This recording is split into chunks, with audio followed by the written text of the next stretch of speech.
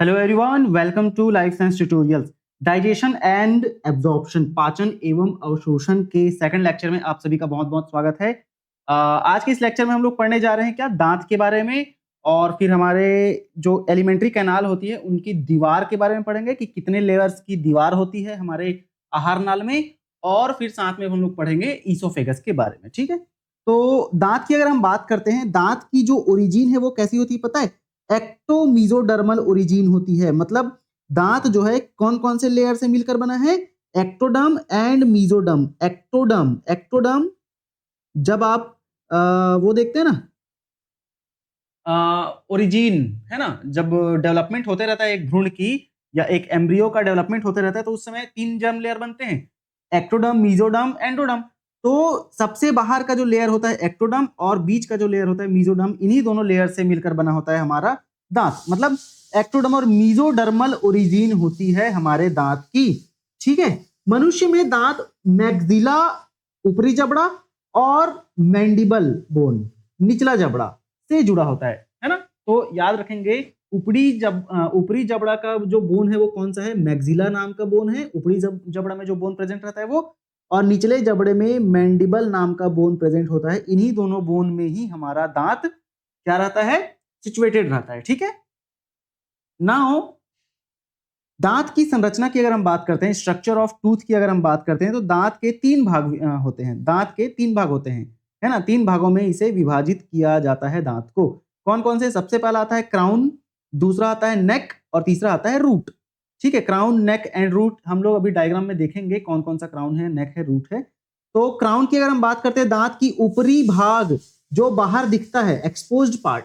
ठीक है, मतलब दांत का वह भाग जिसे हम बाहर बाहर से देख पाते हैं, जो सफेद सफेद चमकता है ना दांत हमारा, है ना, वो क्या है? ऊपरी भाग है, और इसे ही क्या बोलते हैं? क्राउन बोलते हैं। जैसे इस डायग्राम में देखोगे तो ये रहा यहाँ पर इतना पोर्शन, ये पोर्शन जो दिख रहा है बाहर से, है ना, ये पूरा बाहर से दिखता है सफेद सफेद, है ना। दूध सी सफेदी निरमा से, नहीं यार, निरमा तो अलग हो गया ठीक है, दांत दांत वाला ऐड मुझे याद नहीं आ रहा है, नींबू नमक वाला जो होता है ना ऐड, वो आप याद करना। और ये जो सफेदा सफेदा दिखता है ना, यही क्या है? क्राउन। क्या है ये? क्राउन। ठीक है, हाँ। अब अगर हम बात करते हैं गर्दन की, नेक की बात करते हैं, तो दांत का वह हिस्सा जो मसूड़ों या गम्स के अंदर धंसा होता है ना, एम्बेडेड पार्ट, मतलब धंसा हुआ पार्ट। जैसे कि ये पोर्शन है हमारा नेक वाला पोर्शन। कहाँ? इस डायग्राम में नेक नहीं दिया है क्या? इस डायग्राम में दिया है नेक, ये देखो ये वाला पार्ट। ठीक है, ये नेक, ये जो पार्ट है ना, ये नेक, यही पार्ट क्या है? धंसा हुआ पार्ट है ना। ये नेक कहलाता है, गर्दन। और फिर आता है जड़, रूट। वह हिस्सा जबड़े की हड्डी के सॉकेट या socket of jaw bone, alveoli जिसे कहा जाता है, में लगा होता है। मतलब ये वाला पूरा पोर्शन क्या कहला रहा है पता है? रूट। दांत का अंदर धंसा हुआ पूरा पोर्शन, है ना। गला तो आपको पता है कि ये जो रूट है और जो क्राउन है उसको जोड़ने वाला पोर्शन। जैसे हमारी बात करते हैं, हमारा गला क्या है? हमारे सिर और नीचे का जो बॉडी पार्ट है उसको जोड़ने वाला, बीच में ये गला है, नेक है, वैसे ही दांत का भी वही है ना। नीचे के इतने पोर्शन को, नीचे के इतने पोर्शन को ऊपर वाले इतने पोर्शन से जोड़ने वाला कौन है भाई साहब? गला है, नेक है ना। तो ये रहा।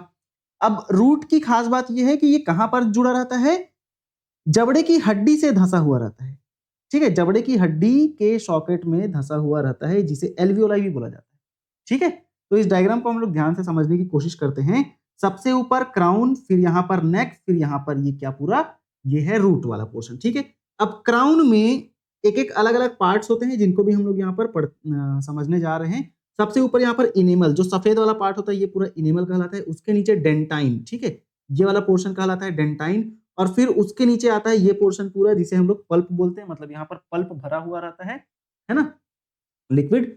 और ये है गम, ठीक है, जिसे हम लोग गैंग्विया भी बोलते हैं, गैंग्विया या मसूड़े बोल सकते हैं इसको। यहाँ पर लिखा है ना, मसूड़े। ठीक है, उसके बाद फिर ये वाला, ये जो डेंटाइन है वो आगे नीचे जाकर क्या कौन सा पोर्शन बनाता है? सीमेंटम बनाता है। ठीक है, सीमेंटम। और अंदर में ब्लड वेसल्स प्रेजेंट रहते हैं। यहाँ पर ये पूरा ब्लड वेसल्स पूरा प्रेजेंट रहता है। जब आप रूट कैनाल करवाते हो ना, तो इसी नर्व्स को क्या किया जाता है? साफ किया जाता है। ठीक है, फिर पेरियोडोंटल लिगामेंट, यहाँ पर पेरियोडोंटल लिगामेंट प्रेजेंट है। और लेटरल कैनाल्स, ये इस साइड में लेटरल कैनाल्स प्रेजेंट है। और फिर आता है नर्व, ये नर्व।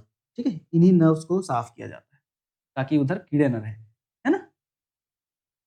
अब आगे बढ़ जाते हैं, इनेमल की बात करते हैं। सबसे पहले ये इसकी बात कर रहे हैं, इनेमल, ठीक है। तो क्राउन का बाहरी कवर इनेमल होता है। किसका बाहरी कवर? क्राउन का बाहरी कवर, ठीक है। ये है क्राउन, ये पूरा क्राउन है, इसका ये बाहरी कवर इनेमल कहला रहा है, ये है ना। क्राउन का बाहरी कवर क्या कहलाता है? इनेमल कहलाता है।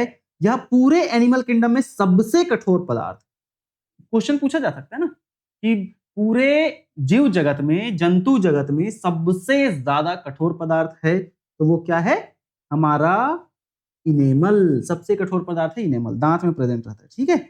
नाउ इनेमल एक्टोडर्मल होता है, मतलब इनेमल की जो ओरिजिन है वो कहां से हुई है?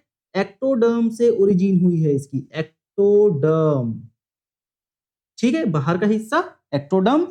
इसे अमीलोब्लास्ट सेल्स बनाती है। इनेमल को कौन बनाती है? Ameloblast cell. कौन बनाती है? अमीलोब्लास्ट सेल्स बनाती है। और इनेमल में क्या क्या प्रेजेंट होता है? 96% प्रेजेंट होता है इनऑर्गेनिक सॉल्ट, कैल्शियम फॉस्फेट जिसको बोल सकते हैं आप, है ना। और 3% पानी भी होता है। 1% अमीलोजेनिन और इनेमेलिन प्रोटीन होते हैं। 1% अमीलोजेनिन तथा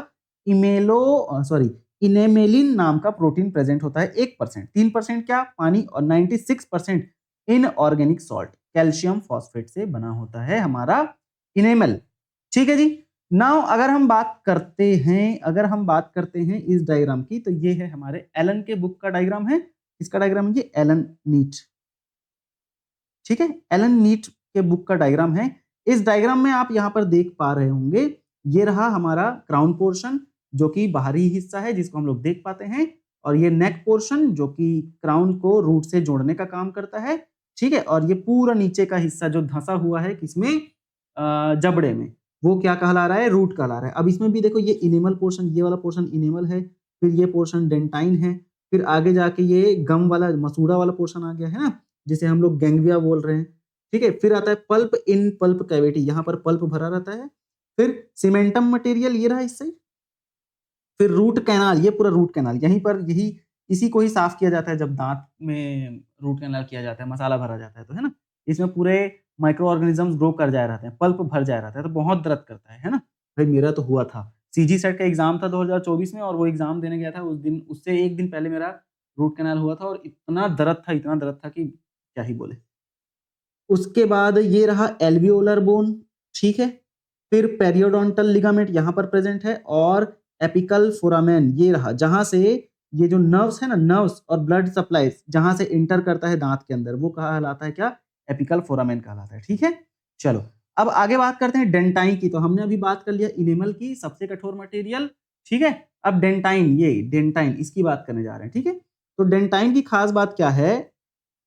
दांत का मुख्य भाग, मेन पार्ट होता है ये डेंटाइन, दांत का मेन पार्ट होता है, यह मीजोडर्म से बना होता है, ठीक है। इनेमल किससे बना होता है? एक्टोडर्म से। और डेंटाइन किससे बना होता है?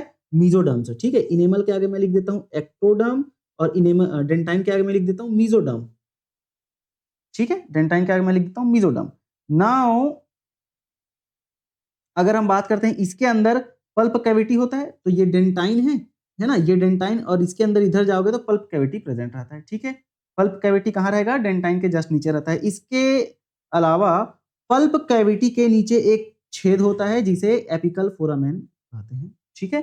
तो ये जो पल्प कैविटी है ना, यही पूरा पल्प पल्प कैविटी यहाँ पर आप देख पा रहे होंगे, ये पूरा पल्प कैविटी, ये पल्प कैविटी ऐसे नीचे जाकर यहाँ पर एक छेद, ये रहा एक छेद, और इधर साइड एक छेद, ये रहा एक छेद। इसको क्या कहा जाता है? एपिकल फोरामेन कहा जाता है। और इस एपिकल फोरामेन की क्या बात है, क्या खास बात है पता है? जहां से रक्त कोशिकाएं, ब्लड कैपिलरीज एंड तंत्रिका तंतु या नर्व फाइबर प्रवेश करती हैं। तो इसमें आप देख ही पा रहे हो, मैंने अभी जैसे बताया, इधर से ब्लड वेसल आ रहा है, यहां से इंटर करेगा, ठीक है। इधर से ब्लड वेसल आएगा, यहां से इंटर करेगा। तो ये जो छोटा सा छेद है, इसे हम लोग क्या बोलते हैं? एपिकल फोरामेन बोलते हैं। और यहीं से ही दांत के अंदर नर्व्स या तंत्रिका तंतु और ब्लड वेसल्स, रक्त कणिकाएं, कणिकाएं नहीं बोलेंगे, रक्त वाहिनियां, है ना, या केशिकाएं इंटर करती है दांत के अंदर, ठीक है। कहां से? फोरामेन से, एपिकल फोरामेन से, ठीक। Now odontoblast cell pulp cavity के किनारे होते हैं जिसे डेंटाइन बनाती है, ठीक है, और डेंटाइन बनाती है। ओडोंटोब्लास्ट सेल पल्प कैविटी के किनारे होती है और डेंटाइन बनाती है। तो यहाँ पर ना आप ध्यान से देखना, ये हमारा पल्प कैविटी और इसी के साइड साइड में यहाँ पर इधर साइड पूरा प्रेजेंट रहता है ओडोंटोब्लास्ट सेल, जो क्या करता है पता है, ये बनाने का काम करता है, किसका, डेंटाइन का निर्माण करता है। ये वाला पोर्शन है हमारा डेंटाइन, ये पोर्शन पूरा डेंटाइन है ना। तो डेंटाइन को बनाने के लिए ओडोंटोब्लास्ट सेल प्रेजेंट रहता है। ठीक है, क्या रहता है, ओडोंटोब्लास्ट सेल प्रेजेंट रहता है। स्तनधारियों में 4 प्रकार के दांत पाए जाते हैं, types of teeth in mammals, है ना। स्तनधारी पता है आपको, मैमल्स जो अपने बच्चे को दूध पिलाते हैं, जो अंडे नहीं देते, सीधा बच्चे पैदा करते हैं, है ना। तो स्तनधारियों में 4 प्रकार के दांत पाए जाते हैं। सबसे पहला आता है क्या, इंसीजर, ठीक है, क्या है, इंसीजर। फिर दूसरा आता है कैनाइन्स, है ना, कैनाइन्स। और तीसरा क्या आता है आपका, प्रीमोलर। एंड चौथा आता है आपका मोलर। अगर हम एडल्ट की बात करें तो इनका सीक्वेंस याद रखेंगे, 2 1 2 3, है ना। इंसीजर, कैनाइन, प्रीमोलर, मोलर, ठीक है। मोलर 3 होते हैं और आपके प्रीमोलर 2, कैनाइन 1 और इंसीजर 2, ठीक है। तो इन सभी की बात करते हैं। देखो मैं यहाँ पर ना एक वो बना रहा हूँ, ठीक है, समझना। ये है मान के चलो हमारा माउथ। अब इस माउथ में भाई ऊपर दांत प्रेजेंट रहेगा ऐसे और नीचे दांत प्रेजेंट रहेगा, ठीक है। तो इसको ना बीच से ऐसे आधा बांट देते हैं। अब इधर 8 दांत प्रेजेंट रहेंगे, इधर 8 दांत, इधर 8 दांत, इधर 8 दांत, यही रहेगा, है ना, 16। तो हम लोग सिर्फ एक साइड के 8 दांत की बात करते हैं, ठीक है। अब इस 8 दांत में देखो, जैसे 2 1 2 3 है तो ये 8 हुआ, 5 और 3 8, है ना। तो इस 8 दांत का अरेंजमेंट कैसे होता है, सबसे पहले होता है इंसीजर। तो यहां पर जो 2 दांत आप देखते हैं ना, वो इंसीजर होता है। कौन से 2 दांत, यहां पर ऐसे आप जीभ से भी टच करके देखो, लेफ्ट साइड को पकड़ो, है ना, और ये ऐसे 2 दांत, ये इंसीजर होते हैं।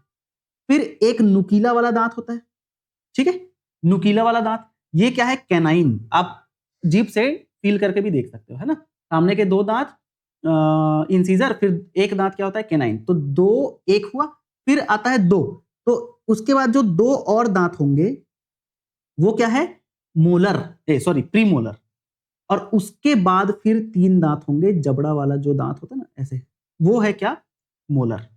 तो 2 1 2 3, ये है हमारे दांत का अरेंजमेंट। सेम इधर भी होगा, सेम इधर भी होगा, सेम इधर भी होगा अरेंजमेंट, ठीक है।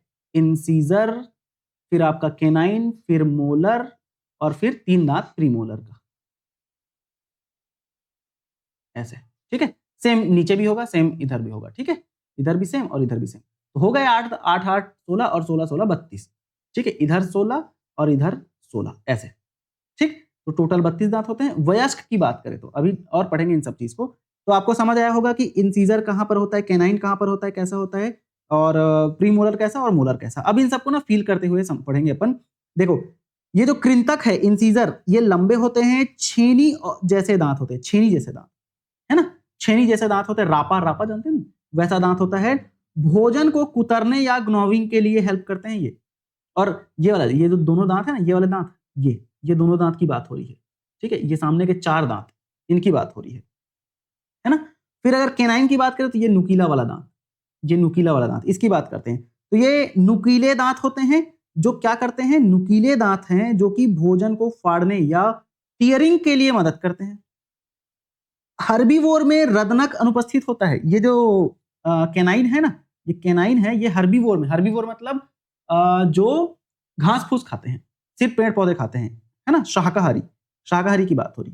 तो शाकाहारी में जो एकदम प्योर वेज है ना सॉरी तो इनमें बेसिकली ये जो रदनक है या कैनाइन है वो अनुपस्थित होते हैं। उनकी जगह खाली स्थान होता है, जिसे क्या बोला जाता है, डाइस्टेमा कहते हैं। यहां पर खाली स्थान पाया जाता है, ये इस जगह पर ना हर्बीवोर में कुछ भी दांत नहीं पाया जाता, जिसे क्या कहा जाता है, डाइस्टेमा कहा जाता है, खाली स्पेस, ठीक है। नाउ तीसरा आता है अग्रचवर्णक या प्रीमोलर। अग्रचवर्णक ये कैसे होते हैं, ये वाले, ये दोनों दांत की बात हो रही है, ठीक है, 2 1 2 3, तो ये दोनों दांत की बात हो रही है। ये अग्रचवर्णक है। प्रीमोलर त्रिकोणीय दांत होते हैं और भोजन को चबाने तथा कुचलने के लिए मदद करते हैं। वैसे ही अगर हम चवर्णक की बात करें, मोलर्स जो कि चीक टीथ भी कहलाते हैं, है ना, गालों की तरफ पाए जाते हैं।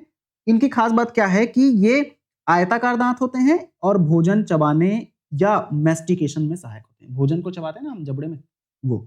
ठीक, अब मानव दंत विन्यास, ह्यूमन डेंटिशन की अगर हम बात करते हैं तो मनुष्यों में दांत 2 बार आते हैं। मनुष्यों में दांत 2 बार आते हैं। डाइफायोडोंट होते हैं मनुष्यों के दांत। डाइफायोडोंट मतलब क्या? ऐसा दांत जो 2 बार आते हैं। जैसे पहला मिल्क टीथ या लैक्टियल टीथ भी बोला जाता है या डेसिडुअस टीथ भी बोला जाता है, 2 बार आते हैं, है ना। और दूसरा आता है क्या? Permanent teeth. ठीक है, मिल्क टीथ, सॉरी 2 बार नहीं, मतलब डाइफायोडोंट मतलब वही है कि ऐसा दांत जो 2 बार आएगा। तो पहला मिल्क टीथ जो दूध के दांत है, जो बचपन में आते हैं, बचपन में जब बच्चा पैदा होता है तो उसके बाद फिर बाद में जब मैच्योर होता है तो परमानेंट दांत आ जाते हैं, है ना। तो मिल्क टीथ झड़ता कैसे है? ऑस्टियोक्लास्ट नाम के एक सेल्स होते हैं, उनके द्वारा घुलकर झड़ जाता है ये। ठीक है, जो हमारे दूध के दांत होते हैं, जब हम कुछ भी खाते रहते हैं, चबाते रहते हैं बचपन में तो टूट जाता है ना, वो किसकी वजह से? ऑस्टियोक्लास्ट नाम के सेल्स की वजह से होता है। ठीक है, अब मानव दांत के प्रकार देख लेते हैं भाई। एक है मोनोफायोडोंट, जीवन में केवल एक बार आने वाले दांत, जिसमें प्रीमोलर होते हैं और लास्ट मोलर। ठीक है, प्रीमोलर तथा लास्ट मोलर। डाइफायोडोंट 2 बार उगने वाले दांत, जिसमें इंसीजर्स आएंगे, कैनाइन आएंगे, है ना। इंसीजर हो गया आपका, कैनाइन हो गया, फिर आपका फर्स्ट एंड सेकंड मोलर। ठीक है, तो देखो दूध के दांत हमको पता होना चाहिए कि कितने होते हैं। पता है दूध के दांत 20 होते हैं, जिसमें कि कौन कौन से? इंसीजर होगा, कैनाइन होगा, प्रीमोलर नहीं होगा और मोलर होगा।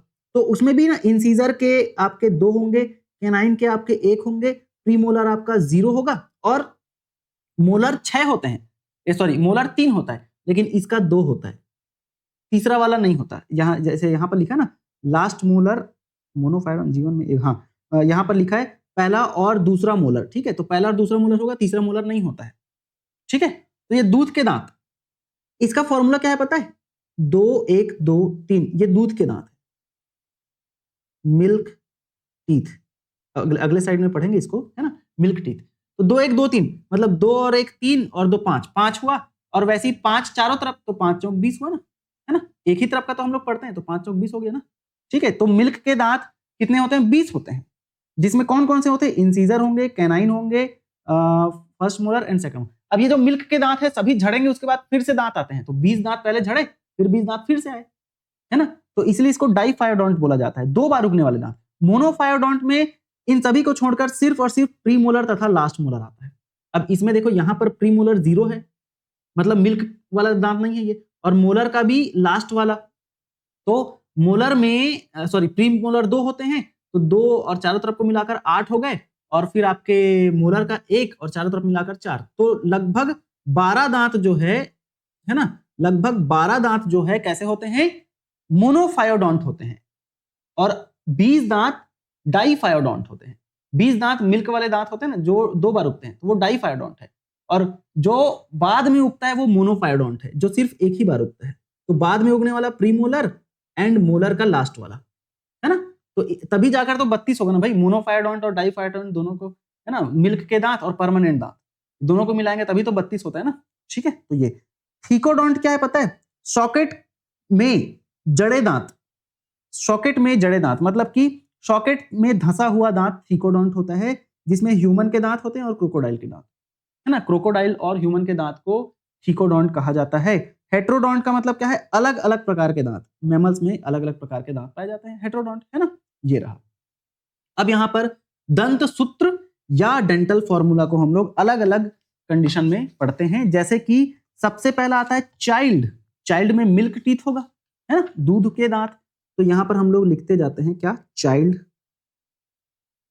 सबसे पहला आता है हमारा क्या? चाइल्ड। ठीक है, तो चाइल्ड में कैसा होगा डेंटल फॉर्मूला? देखो पहले समझ लो, ये हमारा माउथ, और इसको 2 भाग में डिवाइड कर देते हैं, तो ये ऊपर और ये नीचे। ठीक है, एक ही तरफ को ले रहे हैं, सिर्फ लेफ्ट साइड को लेंगे या तो राइट साइड को। अब एक तरफ को ले रहे हैं तो उसको जब 2 से गुना कर देंगे ना, तो दोनों तरफ का निकल जाएगा। तो हम लोग अभी एक ही तरफ को ले रहे हैं, और उसमें भी ऊपर और नीचे। ठीक है, अब इसको आप फॉर्मूला से समझना, बड़े ध्यान से समझोगे, है ना। देखो इंसीजर कितना होगा भाई साहब? यहां पर इंसीजर 2/2, है ना, 2 ऊपर 2 नीचे, एक तरफ को लेके चल रहे हैं। हट जा मेरे भाई। ठीक है, इससे हमें कोई दिक्कत समस्या नहीं है। देखो, इंसीजर 2 ऊपर 2 नीचे, ठीक है। फिर आपका आता है क्या, कैनाइन। ये भी दूध के दांत की बात करें ना, चाइल्ड में कैसा होता है, तो कैनाइन में एक ऊपर रहेगा एक नीचे रहेगा, ठीक है, और सिर्फ लेफ्ट साइड की बात करें, है ना। फिर आपका प्रीमोलर आता है, तो प्रीमोलर तो हमने देखा दूध के दांत बच्चे में प्रीमोलर पाया ही नहीं जाता, तो 0/0 ऊपर नीचे, ठीक है। और फिर मोलर, तो मोलर 2 ऊपर होगा 2 नीचे, वैसे मोलर 3 होता है, ठीक है, लेकिन एक लास्ट वाला मिल्क का दांत नहीं होता है, लास्ट वाला बचपन में नहीं उगता है, बाद में उगता है वो, ठीक है। अब ये तो टोटल लेफ्ट साइड का हो गया, राइट साइड के लिए इसको 2 से मल्टीप्लाई करेंगे तो टोटल कितना आ जाता है पता है, 10/10, ऊपर 10 नीचे 10, ठीक है। तो टोटल आ जाएगा हमारा 20 दांत, इसमें बच्चे में टोटल कितने दांत बच्चे में, 20 दांत होते हैं। वहीं अगर हम बात करते हैं 17 साल के बच्चे में, ठीक है, 17 ईयर ओल्ड, ठीक है, 17 ईयर ओल्ड, 17 साल के बच्चे में अगर हम बात करते हैं तो 17 साल के बच्चे में याद रखेंगे हमारा इंसीजर कैसा होता है, इंसीजर कितना होगा, ये तो 2/2 ये सब में होता है, ठीक है। कैनाइन भी 1/1। फिर प्रीमोलर ना 3 नहीं उगा रहता, 2 ही उगा रहता है, सॉरी प्रीमोलर तो 2 ही होता है, सॉरी, है ना। तो ये प्रीमोलर उग जाते हैं 2/2 17 साल के बच्चे में, और मोलर अभी उगा नहीं है तीसरा वाला, तो मोलर 2/2 ही रहेगा, तीसरा वाला नहीं उगा है ना। तो ये, अब इसको जब हम क्या करते हैं 2 से मल्टीप्लाई, ये तो लेफ्ट साइड का हुआ, और राइट साइड के लिए 2 से मल्टीप्लाई करते हैं तो कितना होता है पता है, 2 1 3 और 2 5 और 2 8, 8 दूनी यहाँ पर सॉरी 7, ठीक है, तो 7/7, है ना। और 2 से मल्टीप्लाई कर रहे हैं तो ये 14/14 हो जाएगा, है ना, 14/14। तो ये हो जाएगा आपका 28 दांत होते हैं किसमें, 17 साल के बच्चे में, ठीक है। 17 साल के बच्चे में कितने दांत, 28 दांत होते हैं, है ना। 17 साल के बच्चे में कितने दांत, 28 दांत होते हैं। फिर अगर हम बात करते हैं एडल्ट की, किसकी बात कर रहे हैं यहाँ पर, एडल्ट मतलब कि 17 से ऊपर का है, ठीक है जी। एडल्ट की बात कर लिए, तो यहां पर अगर हम एडल्ट की बात कर रहे हैं, यहां पर इंसीजर कितना होगा, 2/2 ऊपर नीचे 2 लेफ्ट साइड। फिर आपका कैनाइन 1/1 ऊपर नीचे लेफ्ट साइड, है ना। फिर आपका प्रीमोलर ये 2/2 रहेगा ऊपर नीचे लेफ्ट साइड, और फिर अब मोलर उग गया है तीनों, तो 3/3 लेफ्ट साइड। फिर राइट साइड के लिए 2 से मल्टीप्लाई करें तो ये आ जाएगा हमारा 16/16, जोड़ दो सभी को, है ना, 16/16 कितना हो जाएगा, 32 हो जाता है। तो टोटल वयस्क में 32 दांत पाए जाते हैं। इतनी बातें क्या आपको समझ आई, मोस्ट इंपॉर्टेंट है ना, दंत फॉर्मूला। यहां पर मैं एक डब्बे में लिख सकता हूं, ठीक है, एक डब्बा बना देता हूं, छोटा हो गया क्या, थोड़ा चौड़ा कर देते हैं इसको, हो जा। चलो, अब इसमें मैं अंदर लिख देता हूं, क्या लिखूंगा, चाइल्ड में मिल्क टीथ, मिल्क टीथ कितना होता है, 20। एडल्ट,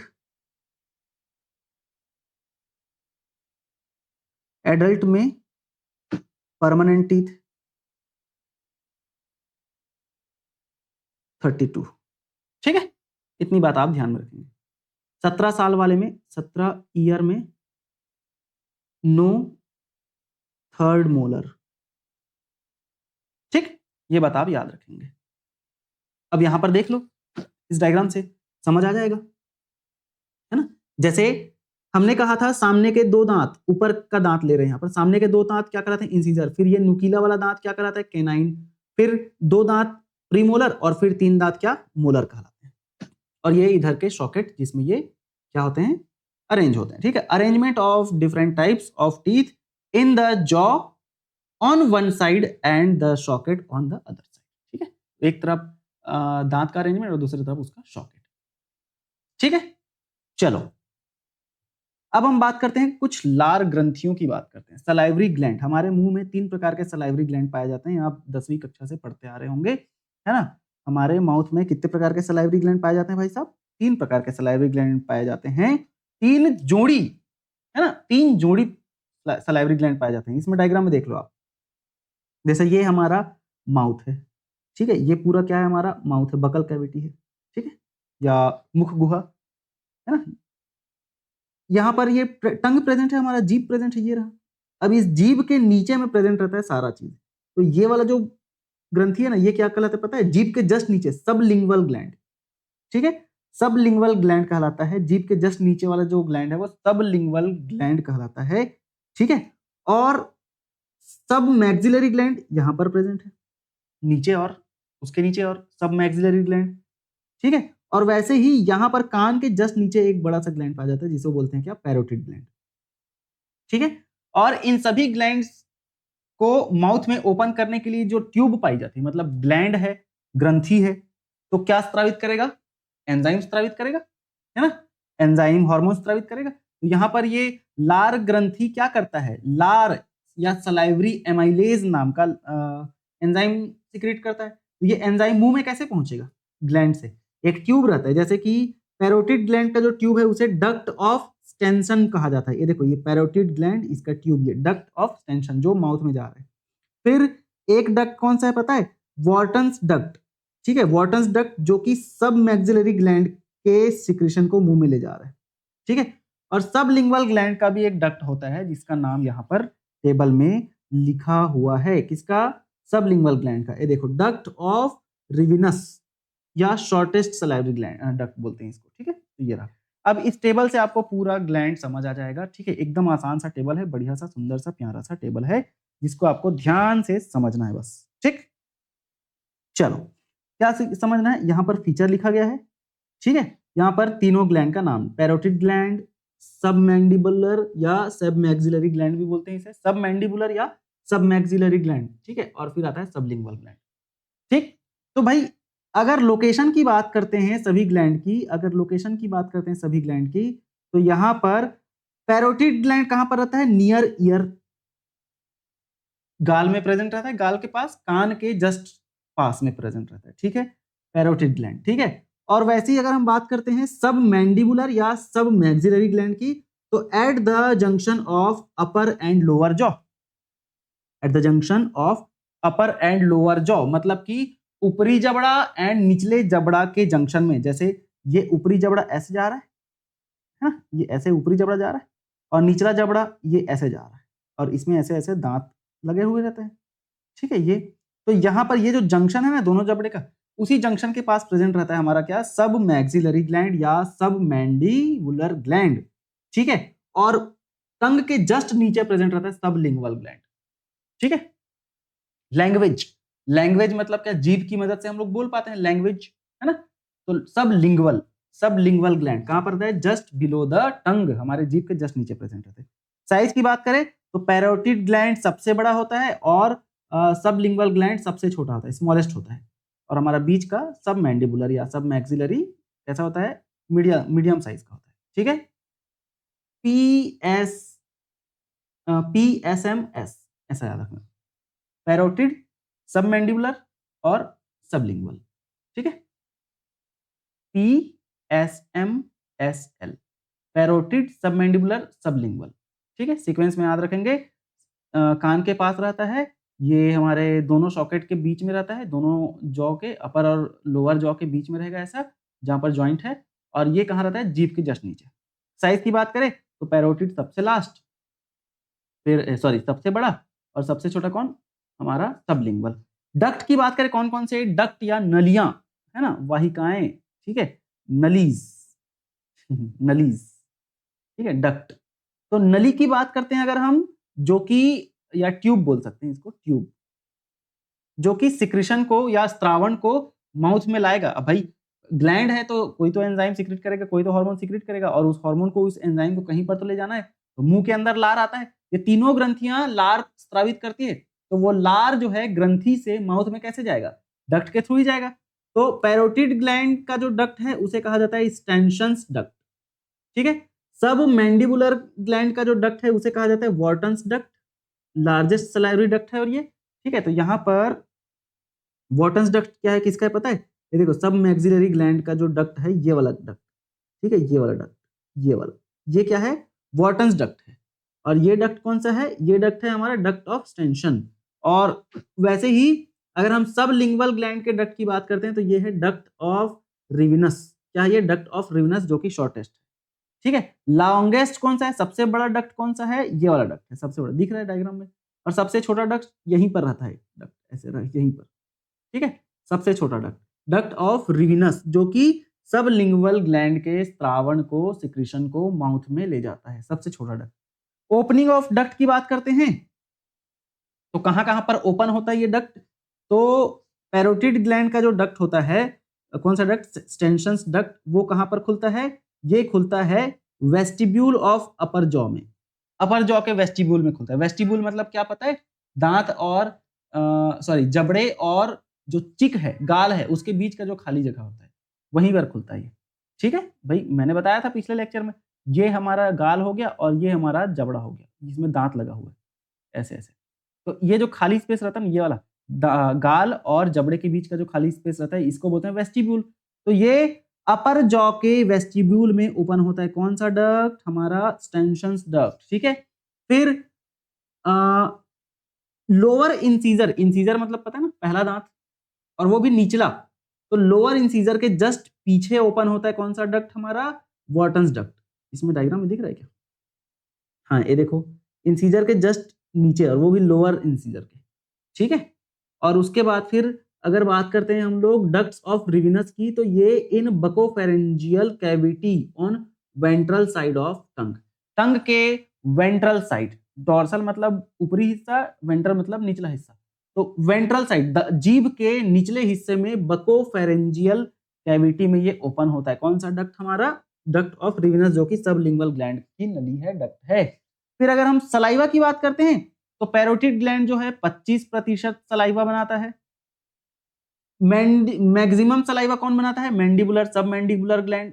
ठीक है, सबसे ज्यादा सलाइवा, और 5% मदद कौन करता है, हमारा सब लिंगुअल ग्लैंड। ठीक है, तो सबसे ज्यादा कौन बना रहा है, सबसे ज्यादा बना रहा है सब मैंडिबुलर ग्लैंड या मैक्सिलरी ग्लैंड, सब मैक्सिलरी ग्लैंड। और सबसे कम कौन बना रहा है, हमारा सब लिंगुअल ग्लैंड। ठीक है, और 25% पैरोटिड ग्लैंड। ठीक, फिर नर्व की बात करें तो ये 11th नंबर के नर्व के द्वारा कंट्रोल होता है, ये 7th नंबर के नर्व द्वारा कंट्रोल होगा, और ये 7th नंबर के नर्व द्वारा कंट्रोल होता है। क्रेनियल नर्व आपने सुना होगा, है ना, तो ये रहा। चलो, अब कुछ इंपॉर्टेंट बातें हैं सलाइवा के बारे में, जिसे हम लोग यहां पर पढ़ लेते हैं। सलाइवा, ठीक है, सलाइवा बेसिकली है क्या, ये है हमारे सलाइवरी ग्लैंड्स का सिक्रीशन, सिक्रीशन है हमारे सलाइवरी ग्लैंड का, सिक्रीशन है। ठीक है, सिक्रीशन ऑफ सलाइवरी ग्लैंड या सलाइवरी ग्रंथि का स्त्रावण है ये।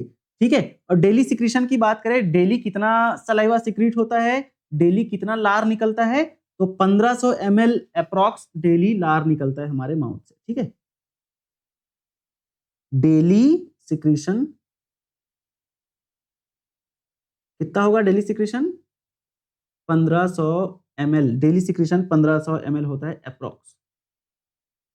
ठीक है, एग्जैक्ट नहीं है, अप्रॉक्स। अब सलाइवा का जो पीएच है वो कितना होता है, ठीक है, पीएच, सलाइवा का जो पीएच है वो कितना होगा, 6.8 पीएच होता है। और इसका कंपोजिशन कैसा है पता है, क्या क्या प्रेजेंट रहता है इसमें, कंपोजिशन की अगर हम बात करते हैं सलाइवा की, ठीक है, कंपोजिशन की बात करते हैं तो भाई साहब इसमें H2O 93% होगा, सॉरी 99.5%, मतलब पानी, H2O जो है 99.5% होगा। ठीक है, सलाइवरी एमाइलेज या जिसे टाइलिन भी बोला जाता है, एंजाइम का नाम है ये। ठीक है, सलाइवरी, देखो 99.5% तो पानी ही है भाई सलाइवा में, है ना, तो सलाइवरी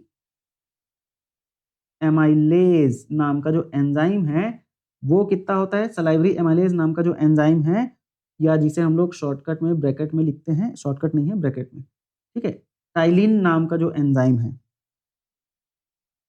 टाइलिन, ठीक है, टाइलिन नाम का एंजाइम ये बेसिकली पैरोटिड के द्वारा निकलता है, ठीक है। ये जो टाइलिन नाम का एंजाइम है सलाइवरी एमाइलेज, ये बेसिकली पैरोटिड ग्लैंड के द्वारा, पैरोटिड ग्लैंड द्वारा, है ना, पैरोटिड ग्लैंड के द्वारा मेनली इसका स्त्रावण होता है, ठीक। अब फिर अगर हम बात करते हैं अगर लाइसोजाइम, म्यूकस तथा थायोएनाटेट्स की, ठीक है, तो ये भी हमारे सलाइवा में प्रेजेंट होता है। लाइसोजाइम, ठीक है, हमारे सलाइवा में म्यूकस भी रहेगा बहुत कम अमाउंट में, ठीक है, तथा थायोसाइनेट्स एंड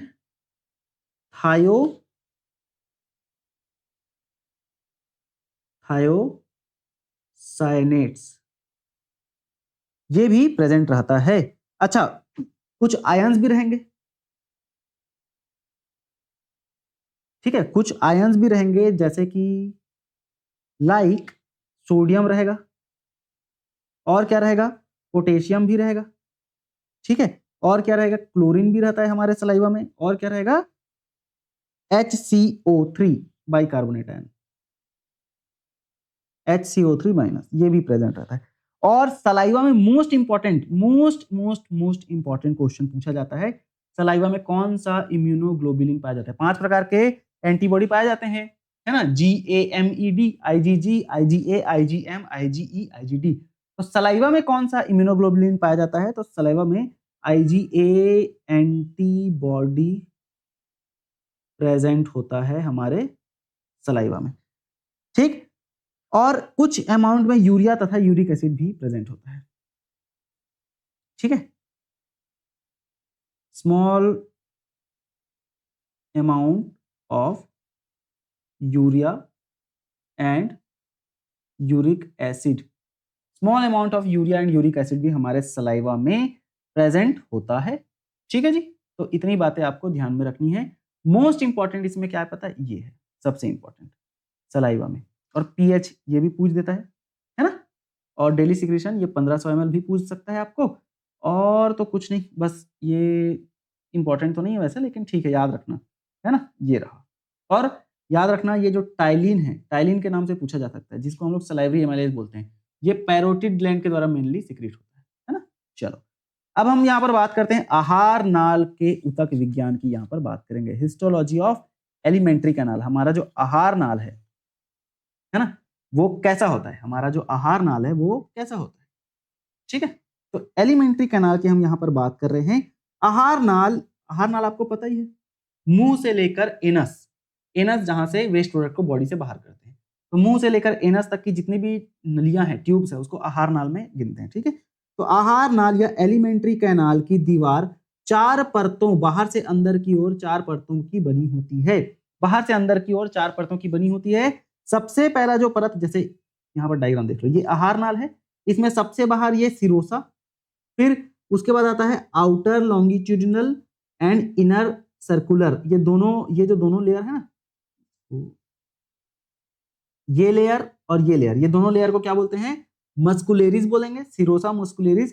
फिर आता है सब म्यूकोसा एंड आता है म्यूकोसा, तो ये सब म्यूकोसा, फिर आता है ये म्यूकोसा, और बीच में ल्यूमेन। तो ये 4 प्रकार के दीवार प्रेजेंट रहते हैं हमारे टोटल आहार नाल में, ठीक है। तो सबसे बाहर जो सिरोसा परत है, उसकी क्या खास बात है, यह आंत या गट की सबसे बाहरी परत है ना, हमारे गट की आंत की सबसे बाहरी परत होती है, या पूरे आहार नाल की सबसे बाहरी परत बोल सकते हैं। इसे विसरल पेरिटोनियम भी कहा जाता है, विसरल पेरिटोनियम भी कहा जाता है। और ये 2 चीजों से बनी होती है, सबसे पहला आता है एरियोलर कनेक्टिव टिश्यू, और दूसरा क्या आता है, सिंपल स्क्वेमस एपिथेलियम या मीजोथेलियम टिश्यू से, ठीक है। सबसे पहला क्या, एरियोलर कनेक्टिव टिश्यू, दूसरा सिंपल स्क्वेमस एपिथेलियम या मीजोथेलियम से बनी होती है।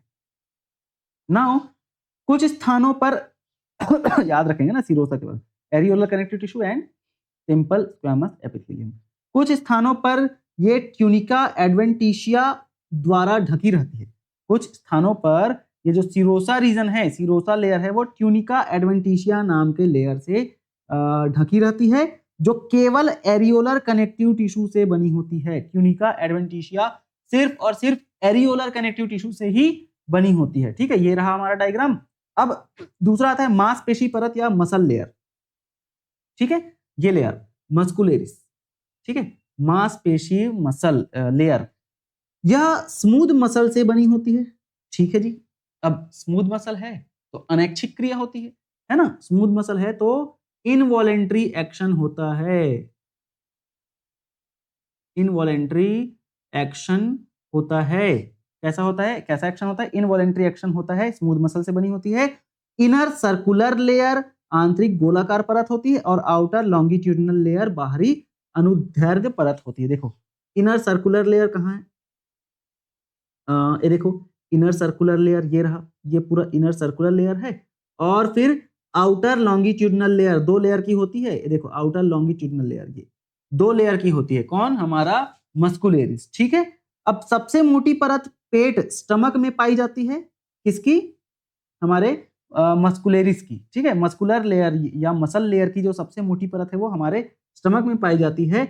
अधिकतम पेरिस्टेल्सिस की जरूरत होती है। पेरिस्टेल्सिस मतलब क्या होता है पता है, जैसे ये ट्यूब है, ठीक है, इस ट्यूब से खाने को आगे भेजना है, तो ये ट्यूब क्या करेगा, ऐसे अपने आप को फुलाएगा, फिर ऐसे चपटा करेगा, फिर फुलाएगा, फिर चपटा करेगा। मतलब कि खाने को आगे भेजने के लिए इस ट्यूब में वाइब्रेशन होना।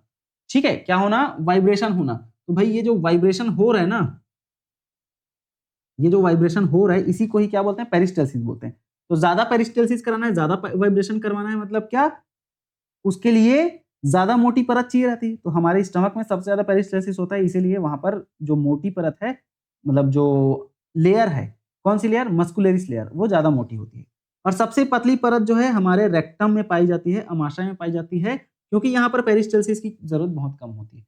यहाँ पर संकुचन सिर्फ और सिर्फ कब होना रहता है, हमारे छोटी आंत में संकुचन कब होना रहता है, जब वेस्ट प्रोडक्ट को बॉडी से बाहर करना है। ठीक है, नाउ पेट में सर्कुलर लेयर के अलावा एक अतिरिक्त ऑब्लिक मसल लेयर या तिर्यक मांसपेशी परत भी होती है, याद रखेंगे, है ना। पेट में ये जो सर्कुलर लेयर है ना, उसके अलावा एक और अतिरिक्त ऑब्लिक मसल लेयर प्रेजेंट होती है पेट की आहार नाल में। मतलब पेट का जो खाली स्थान होता है, खाली स्थान बोलता हूँ, पेट की जो मसल होती है उसमें यहाँ पर सर्कुलर लेयर है, ये देखो ये इनर सर्कुलर लेयर है ना, इसके अलावा, हट जा भाई साहब, इनर सर्कुलर लेयर के अलावा यहाँ पर एक और लेयर होती है जिसे हम लोग ऑब्लिक मसल बोलते हैं। क्या बोलते हैं, ऑब्लिक मसल लेयर बोलते हैं। ठीक है, अब तीसरा लेयर आता है सब म्यूकोसा लेयर। ये देखो ये तीसरा लेयर सब म्यूकोसा लेयर, ये वाला लेयर, ये जो पूरा लेयर है ना, ये सब म्यूकोसा लेयर है। तो इस सब म्यूकोसा लेयर की खास बात क्या है कि यह एरियोलर कनेक्टिव टिश्यू से बनी होती है। किससे बनी होती है, एरियोलर कनेक्टिव टिश्यू से मिलकर बनी होती है। इसमें मौजूद होते हैं कौन कौन सी चीजें, इसमें मौजूद होती है, कौन कौन सी चीजें मौजूद होती है यहाँ पर, blood vessels, areolar connective tissue में ब्लड वेसल्स प्रेजेंट रहती है, लिम्फ वेसल प्रेजेंट रहती है, ठीक है, और नर्व तंत्रिकाएं प्रेजेंट रहती है। ठीक है, तीन चीजें यहाँ पर प्रेजेंट रहती है, blood vessels, lymph vessels and nerves, ये तीनों चीजें यहाँ पर प्रेजेंट रहती है। कहाँ पर, एरियोलर कनेक्टिव टिश्यू वाले लेयर में, जिसको हम लोग सब म्यूकोसा लेयर बोलते हैं। कौन सा लेयर, ये, तो यहाँ पर मैं लिख देता हूँ। ठीक है, ये है सब म्यूकोसा लेयर। इसी में कौन कौन सी चीजें, ब्लड वेसल, ठीक है, नर्व, और क्या था, एक था लिम्फ वेसल, लिम्फ वेसल, ये सारी चीजें यहाँ पर प्रेजेंट रहती है सब म्यूकोसा लेयर में। उसके बाद फिर आता है म्यूकोसा लेयर। यह आंत की सबसे भीतरी परत है। ये जो लेयर है ना, वो आंत की, छोटी आंत की या गट की सबसे भीतरी परत है, और ये सिक्रीटरी सेल्स रखती है। मतलब यहाँ पर बेसिकली कुछ सेल्स होती है, कुछ कोशिकाएं होती है जो स्त्रावण का कार्य करती है, और एब्जॉर्प्टिव सेल्स भी होती है, अवशोषक कोशिकाएं भी होती है यहाँ पर। मतलब सबसे भीतरी परत, ये वाले परत, ये वाली परत, इस परत में स्त्रावण का काम भी होता है और अवशोषण का काम भी होता है। खाने में जो भी न्यूट्रिएंट्स है उसको अवशोषित करने का काम कौन सा लेयर करता है, यही लेयर तो करता है ना। सबसे अंदर का लेयर म्यूकोसा लेयर है ना, तो इसको कैसे याद रखेंगे? Serosa muscularis, submucosa and mucosa, SMSMM। ठीक है, SMSMM। ठीक, क्या याद रखेंगे? Serosa muscularis, submucosa and mucosa, SMSM। Serosa muscularis, submucosa and mucosa. ठीक है, ऐसे याद रखेंगे, SMSM। ये बाहर से अंदर की ओर याद रखना ना आपको। ठीक है जी, चलो। अब म्यूकोसा की भी 3 परत होती है। म्यूकोसा, ये जो सबसे अंदर की परत थी, उसकी भी 3 लेयर होती है। ठीक है, कौन कौन से 3 लेयर? बाहरी परत को मस्कुलेरिस म्यूकोसा कहा जाता है, और उसके बाद मध्य परत को लेमिना प्रोपिया, सॉरी क्या लिखा है, लेमिना प्रोपिया कहा जाता है, प्रोप्रिया। ठीक है, और उसके बाद तीसरी जो लेयर है उसको उपकला एपिथेलियल का प्रकार। हाँ, तीसरा लेयर नहीं दिया है क्या? अच्छा, तीसरा नीचे, ठीक, कलर नहीं किया हूं इसलिए, ठीक ठीक, कोई दिक्कत नहीं है। तीसरा है सबसे भीतरी परत, जिसको एपिथेलियल म्यूकोसा कहा जाता है ना? तो ये तीसरी परत। अब ये जो म्यूकोसा है ना, हम किसकी बात कर रहे हैं? इसी की बात कर रहे हैं। ये जो म्यूकोसा है इसी की बात कर रहे हैं। अच्छा, सब म्यूकोसा लेयर में, एक सेकंड, सब म्यूकोसा, ठीक, हाँ, सब म्यूकोसा में ही ये तीनों चीजें हैं। ठीक है, म्यूकोसा में अभी हम लोग क्या क्या देखें? म्यूकोसा में 3 लेयर है म्यूकोसा के। ठीक है, म्यूकोसा के 3 परत हैं, muscularis mucosa, lamina propria and epithelial mucosa. यहां पर लिख देता हूं मैं, मस्क्यूलेरिस म्यूकोसा, ठीक है, लेमिना प्रोप्रिया एंड तीसरा क्या देखें हम लोग? तीसरा तीसरा तीसरा तीसरा कौन सा? एपिथेलियल।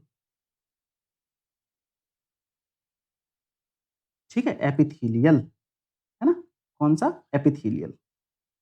कहाँ चले गया? ये रहा एपिथेलियल, ये एपिथेलियम म्यूकोसा। ठीक, अब इनकी खास बातें क्या क्या है इसको हम लोग ध्यान से देखेंगे। बाहरी परत सब मस्कुलेरिस म्यूकोसा स्मूथ मसल से बनी होती है। इसके कार्य क्या है? ये एब्जॉर्प्शन, अवशोषण को बढ़ाता है और म्यूकोसा में फोल्ड्स बनाने का काम करता है। म्यूकोसा लेयर में हमने यहाँ पर डायग्राम में देखा था कि भाई साहब, ये ऐसे ऐसे फोल्ड है ना, ये ऐसे ऐसे फोल्ड बनाने का काम कौन करता है? यही लेयर। कौन सा लेयर? बाहरी परत। ठीक है, तो यहां पर मैं लिख देता हूं ऐसे कि इधर साइड म्यूकोसा रहेगा, फिर बीच में आपका वो लेमिना प्रोपिया, और इस साइड इधर तरफ क्या रहेगा हमारा? ये एपिथेलियल म्यूकोसा। ठीक है, एपिथेलियल म्यूकोसा। ठीक, यहां पर ये पहला, ये दूसरा और ये तीसरा। ठीक, तो ये पहला, दूसरा और ये तीसरा, ऐसे है ना? अच्छे से कर देता हूं। ये पहला, फिर बीच में ये दूसरा, और इस साइड तीसरा, है ना? ऐसे प्रेजेंट रहता है। ठीक, ये तीनों लेयर। अब अगर हम बात करते हैं मध्य परत की, लेमिना प्रोपिया की, तो इसमें लिम्फेटिक टिश्यू होते हैं। कौन से टिश्यू होते हैं इसमें? लिम्फेटिक टिश्यू होते हैं, है ना? कौन से टिश्यू? लिम्फेटिक टिश्यू होते हैं। जो सेकंड लेयर है लेमिना प्रोपिया, उसमें लिम्फेटिक टिश्यूज प्रेजेंट होते हैं, और साथ ही साथ इन लिम्फेटिक टिश्यू को malt mucosa associated lymphoid tissue कहा जाता है। ये जो लिम्फोटिक टिश्यूज है ना, इनको क्या कहा जाता है? माल्ट। माल्ट का फुल फॉर्म पूछा जाता है ना, इंपॉर्टेंट है।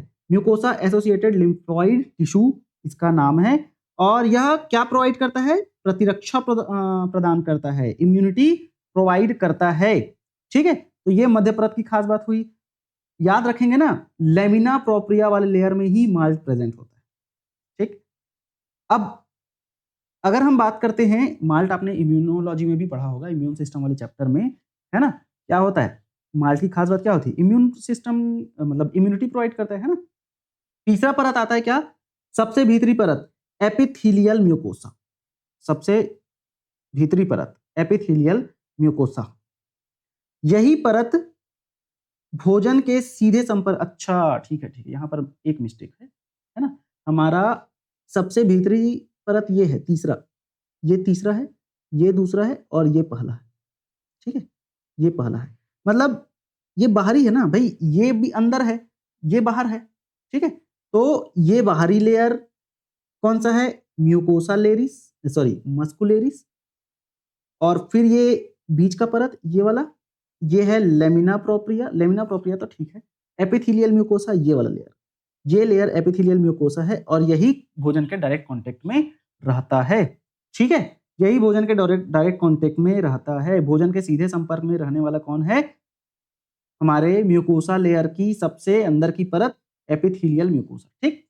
चलो, अब एपिथेलियम के भी अलग अलग प्रकार होते हैं, जैसे ईसोफेगस में नॉन किरेटिनाइज्ड स्ट्रेटिफाइड स्क्वेमस एपिथेलियम पाया जाता है, ठीक है। नॉन किरेटिनाइज्ड मतलब किरेटिन नहीं होगा, non keratinised epithelial stratified squamous epithelium पाया जाता है हमारे ईसोफेगस में। फिर ईसोफेगस को छोड़कर बाकी आहार नाल में सिंपल कॉलमनर म्यूकस एपिथेलियम पाया जाता है, ठीक है। सिर्फ और सिर्फ ईसोफेगस में ही नॉन किरेटिनाइज्ड स्ट्रेटिफाइड स्क्वेमस एपिथेलियम पाया जाता है, सिर्फ और सिर्फ ईसोफेगस में ही, ठीक है। अब उसके बाद अगर हम बात करते हैं अगले टॉपिक की, देखो इस डायग्राम को देखो ध्यान से, ठीक है। ये जो डायग्राम है ना, ये बेसिकली क्या है, छोटी आंत के अंदर की लेयर, ठीक है। जैसे हमने ये छोटी आंत को बनाया और इसके अंदर ये अलग अलग लेयर्स थे, तो अंदर में ऐसे ऐसे ऐसे ऐसे ये जो निकला रहता है ना, वही वाला है, ठीक है, विलाई। जैसे ये छोटी आंत का दीवार में ऐसे बना दिया, ये छोटी आंत की दीवार। अब इसके अंदर ये एक लेयर ऐसे जाएगा, अब ये वाला जो है ना ऐसे जाएगा, ये अंदर ना ऐसे पूरा ये ऐसे विलाई प्रेजेंट रहते हैं। क्या प्रेजेंट रहते हैं यहाँ पर, विलाई, ऐसे, क्या है, ये सब विलाई है, ठीक है। और यही सबसे अंदर की लेयर है, जिसे हम लोग एपिथेलियल म्यूकोसा बोल रहे थे, है ना, म्यूकोसा परत की एपिथेलियम सबसे अंदर वाली, ठीक है। तो ये रहा विलाई, ठीक है जी, ये रहा विलाई ऐसे ऐसे, ठीक, ये। अब इसी अंदर से भोजन पास होगा यहाँ से, है ना। अब इन विलाई का डायग्राम यहाँ पर आप देख सकते हैं, ये पूरे विलाई है, ठीक है, ये यही पूरे फोल्ड्स ऐसे ऐसे, ये विलाई। यहाँ पर लैक्टियल सेल्स प्रेजेंट रहते हैं, इनकी खास बात हम लोग पढ़ेंगे। यहाँ पर ब्लड कैपिलरीज, ऐसे विलाई के अंदर ब्लड कैपिलरीज भी जाए रहती है, यहाँ भी मैं बना देता हूँ। इधर से ऐसे ब्लड कैपिलरीज आ रही है, इधर जाके ऐसे पूरा ब्लड कैपिलरीज इसके अंदर जाए रहता है, ठीक है, ये ऐसे, ठीक है। और यहाँ पर आर्टरी भी है, आर्टरी पता है आपको, जो कि शुद्ध रक्त को फ्लो कराता है। क्रिप्स प्रेजेंट है, क्रिप्स की खास बात भी पढ़ेंगे, और वेन जो कि अशुद्ध रक्त को फ्लो करवाता है, ठीक है। यहाँ पर भी आप देख सकते हैं, ये रहा विलाई, है ना, और ये विलस कहला रहा है विलाई के अंदर, ठीक है। यहाँ पर क्रिप्स प्रेजेंट है, इसकी खास बात पढ़ेंगे अभी। लेमिना प्रोप्रिया, ये वाला लेयर लेमिना प्रोप्रिया, और ये मस्कुलेरिस लेयर, और ये वाला जो लेयर है ना ऊपर का जो लेयर, ये कौन सा रहेगा, यही तो है एपिथेलियल लेयर, है ना, ये और क्रिप्स। अब देखो ध्यान से देखना, मोड फोल्ड्स की अगर हम बात करते हैं, फोल्ड्स की खास बात क्या है, ध्यान से सुनोगे, फोल्ड्स की खास बात क्या है। यहाँ पर ईसोफेगस के फोल्ड्स कम विकसित होते हैं, ईसोफेगस में कम विकसित वाले फोल्ड, जैसे ये ईसोफेगस, तो इसमें एकदम ऐसे ऐसे फोल्ड नहीं पाया जाएगा, इसमें हल्का हल्का फोल्ड पाया जाएगा, तो कम विकसित फोल्ड पाया जाता है ईसोफेगस में। लेकिन इंटेस्टाइन में ज्यादा वाला होता है। स्टमक के फोल्ड्स अधिक विकसित होते हैं और अनियमित आकार के होते हैं। स्टमक में जो फोल्ड पाया जाता है वो कैसा होता है, अधिक विकसित होगा लेकिन अनियमित प्रकार का होगा, और इन्हें गैस्ट्रिक ग्लैंड्स कहा जाता है। स्टमक में जो जैसे ऐसे होता है हमारे स्टमक, ये इस तरीके से, ठीक है, इस तरीके से ऐसे होता है ना स्टमक, तो स्टमक के अंदर ना जो फोल्ड्स होते हैं उसको क्या कहा जाता है पता है, गैस्ट्रिक ग्लैंड्स बोला जाता है, मतलब वही फोल्ड्स गैस्ट्रिक ग्लैंड को बनाते हैं। स्मॉल इंटेस्टाइन के फोल्ड शंक्वाकार होंगे, इन्हें विलाई कहते हैं। यहां पर आपने जो देखा ना डायग्राम, ये पूरा क्या है, विलाई है, ये है ना, यही है क्या, विलाई। अब विलाई की खास बात क्या है, विलाई में क्या क्या होता है, विलाई में ब्लड कैपिलरीज होंगे, आर्टरी एंड वेन, क्या क्या होगा, आर्टरी जो कि शुद्ध रक्त को फ्लो कराता है, और क्या होगा, वेन जो कि अशुद्ध रक्त को फ्लो कराने का काम करता है। यहाँ पर लिम्फेटिक कैपिलरीज भी होंगे, जिन्हें कि लैक्टियल कहा जाता है। जो भी विलाई में लिम्फेटिक कैपिलरीज होते हैं जिन्हें लैक्टियल कहा जाता है। विलाई की सतह पर मौजूद कोशिकाओं को एंटेरोसाइट्स कहते हैं। क्या बोलते हैं, एंटेरोसाइट्स कहा जाता है, ईसी एंटेरोसाइट्स कहा जाता है। एंटेरोसाइट्स पर छोटी ब्रश जैसी संरचनाएं होती है जिन्हें माइक्रोविलाई या ब्रश बॉर्डर एपिथेलियम कहा जाता है, ठीक है भाई। विलाई की सतह में क्या प्रेजेंट होते हैं? एंटेरोसाइट कोशिकाएं प्रेजेंट होती है और एंटेरोसाइट कोशिका पर छोटी छोटी ब्रश जैसी संरचनाएं पाई जाती है जिसे माइक्रोविलाई या ब्रश बॉर्डर एपिथेलियम कहते हैं और यह अवशोषण के लिए सरफेस एरिया को बढ़ाता है। जैसे भाई ये रहा विलाई, ये एक विलाई हुआ और इस विलाई में ऐसे ऐसे ऐसे ऐसे एंटेरोसाइट सेल्स प्रेजेंट रहेंगे, ठीक है, ऐसे ऐसे एंटेरोसाइट्स प्रेजेंट रहेंगे और इस एंटेरोसाइट कोशिकाओं में फिर ना ब्रश जैसी संरचनाएं पाई जाएंगी, ऐसे ऐसे ब्रश जैसी संरचनाएं पाई जाएंगी और ये ब्रश जैसी संरचनाएं क्या कर रही हैं? ये ब्रश जैसी संरचनाएं सरफेस एरिया को बढ़ा रही है ताकि अवशोषण का कार्य बहुत अच्छे से हो सके, है ना? यही तो है, ठीक। नाउ अगर हम गोबलेट सेल की बात करें तो गोबलेट कोशिका कहां पाई जाती है? गोबलेट कोशिका बहुत इंपॉर्टेंट है, म्यूकस स्रावित करती है ना, और लुब्रिकेशन में मदद करती है, एपिथेलियम की सुरक्षा, पाचन और क्षति से रक्षा करती है, ठीक है, पाचन और क्षति से रक्षा प्रदान करती है। और ये गोबलेट सेल कहां प्रेजेंट है? हमारे स्मॉल इंटेस्टाइन में, ठीक है, या आहार नाल भी पूछ सकते हैं, ठीक है। स्मॉल इंटेस्टाइन के विलाई में प्रेजेंट है, देखो गोबलेट सेल, ठीक है। ये देखो ये बहुत सारे जो सेल्स है ना, ये सब सेल्स एंटेरोसाइट सेल्स हैं, लेकिन उन्हीं सेल्स के बीच में कुछ कुछ सेल्स प्रेजेंट है जिन्हें क्या बोलते हैं? गोबलेट सेल बोलते हैं। ये गोबलेट सेल है ना। और इस गोबलेट सेल में साइटोप्लाज्म भरा हुआ रहता है म्यूसिन के साथ में। म्यूसिन एक कंपाउंड है जिसके साथ साइटोप्लाज्म भरा हुआ है और इसके अंदर न्यूक्लियस भी है, ठीक है। और यहीं पर कॉलुमनर एपिथेलियल सेल भी प्रेजेंट है। ये सभी सेल्स क्या है? कॉलुमनर एपिथेलियल सेल, ठीक है, जिन्हें हम क्या बोल रहे थे? एंटेरोसाइट्स बोल रहे थे, है ना। और उसी के साथ कुछ सेल्स गोबलेट सेल्स हैं जिनका काम क्या है? लुब्रिकेशन। लुब्रिकेशन मतलब कि स्नेहन, मतलब कि गीला बनाए रखना, नमी बनाए रखना। कहां पर? इंटेस्टाइन के अंदर, ठीक है। क्यों? क्योंकि ये गीला कैसे बना पा रहा है? म्यूकस स्रावित कर रहा है, ठीक है, और एपिथेलियम की सुरक्षा प्रदान करता है ये। अब आता है क्रिप्स ऑफ लिबरकुहन, ठीक है। हमने देखा था यहाँ पर बहुत सारे डायग्राम, इस डायग्राम में देखो ये जो था ना, ये था क्रिप्स, ठीक है, और यहाँ पर ये और क्रिप्स हैं। तो क्रिप्स ऑफ लिबरकुहन की खास बात क्या है पता है? कि क्रिप्स ऑफ लिबरकुहन एपिथेलियम की सतह के आधार पर छोटे स्लिट लाइक स्पेस होते हैं, है ना। एपिथेलियम की सतह के आधार पर छोटे छोटे स्लिट लाइक स्पेस होते हैं। इनमें कई टाइप की कोशिकाएं होती है, सबसे अधिक मैक्सिमम विलाई जेजुनम में पाया जाता है, ठीक है। तो ये रहा क्रिप्स ऑफ लिबरकुहन, ठीक है। मतलब जैसे ये ऐसे विलाई जा रहा है, ये ऐसे विलाई है। अब ये जो गड्ढा है ना, ये लिबरकुहन है, ये ऐसे गया, फिर ये जो गड्ढा बना, फिर ऊपर ये विलाई गया, फिर ये जो गड्ढा बना, ये जो जितने भी गड्ढे बन रहे हैं ना, यही क्या है? Crypts of Lieberkuhn. यहाँ पर भी आप देख सकते हैं इस डायग्राम में, है ना। ये देखो, ये भाई ऊपर गया ये विलाई, लेकिन नीचे आया तो ये गड्ढा बना ना, यही है क्या?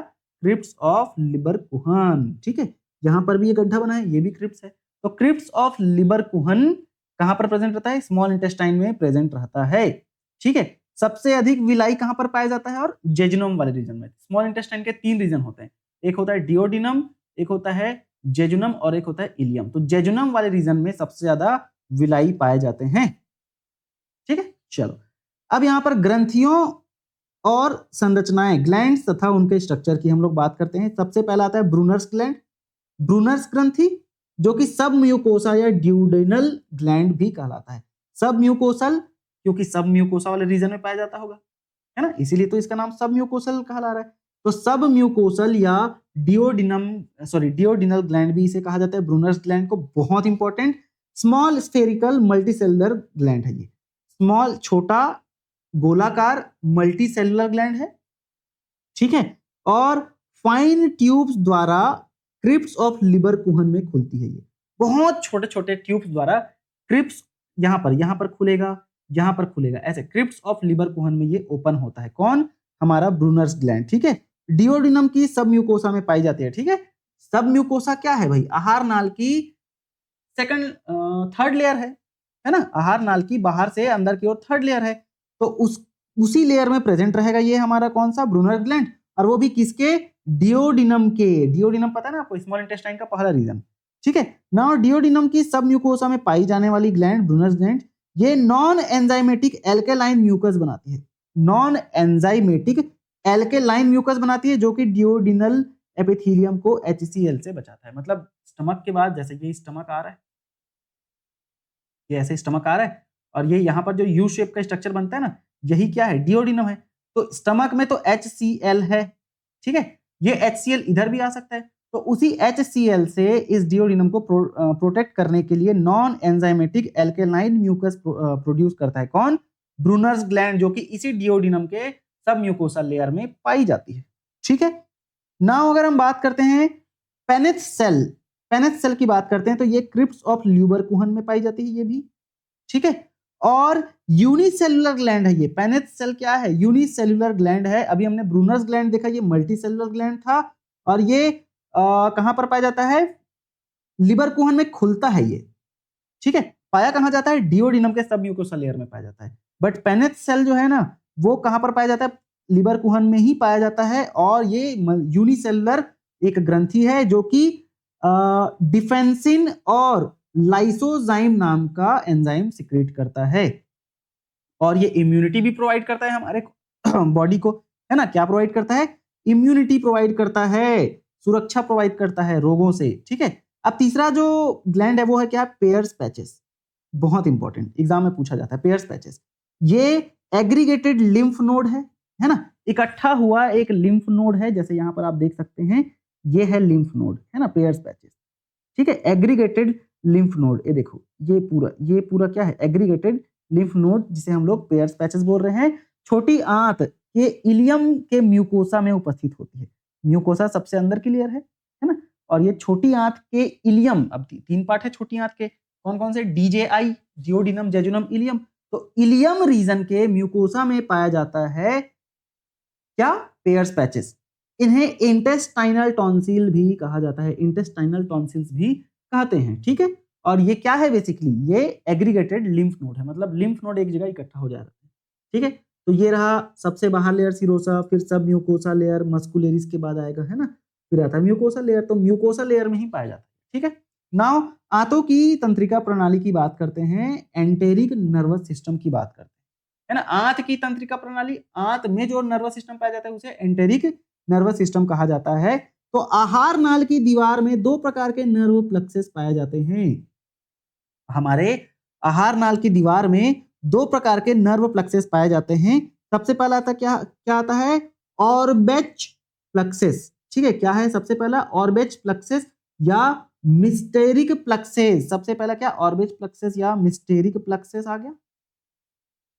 फिर दूसरा आता है क्या, लॉन्गिट्यूडिनल और सर्कुलर मसल के बीच पाया जाता है। अच्छा सॉरी, ये जो ऑर्बेच प्लक्सेस है, या जिसे हम लोग माइंटेरिक प्लक्सेस बोलते हैं, ये लॉन्गिट्यूडिनल होता है और सर्कुलर मसल के बीच पाया जाता है। लॉन्गिट्यूडिनल तथा सर्कुलर मसल के बीच, मतलब जो मस्कुलेरिस वाला रीजन है ना, serosa, muscularis, submucosa and mucosa, बाहर से अंदर।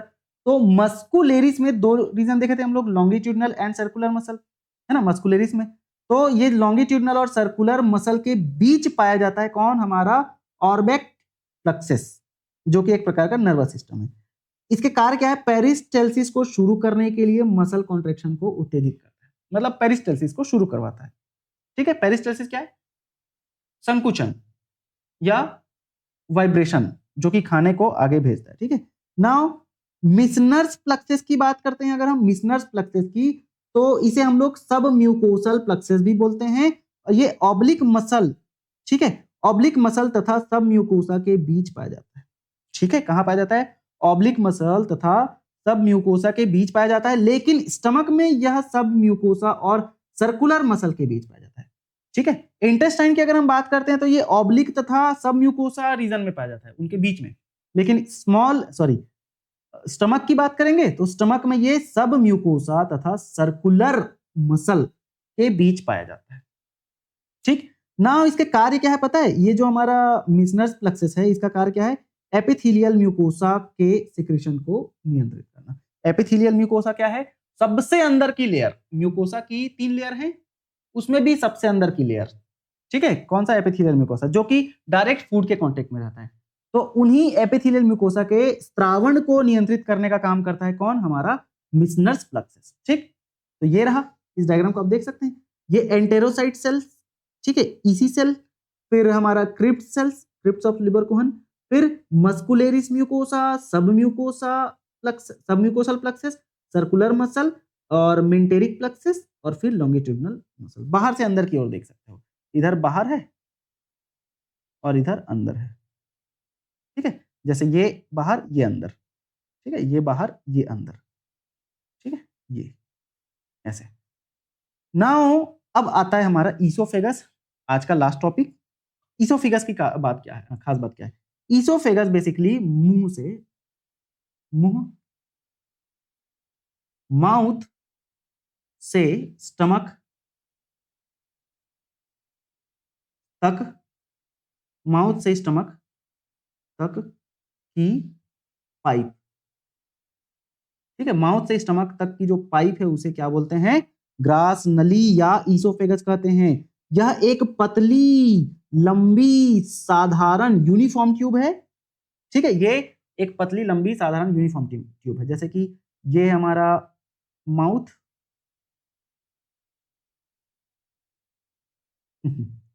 और यहां पर फिर ऐसे स्टमक आ जाता है, ठीक है। तो ये माउथ है और ये है स्टमक, और यही क्या है? ओइसोफेगस, ईसोफेगस, ठीक है। क्या है ये? ईसोफेगस,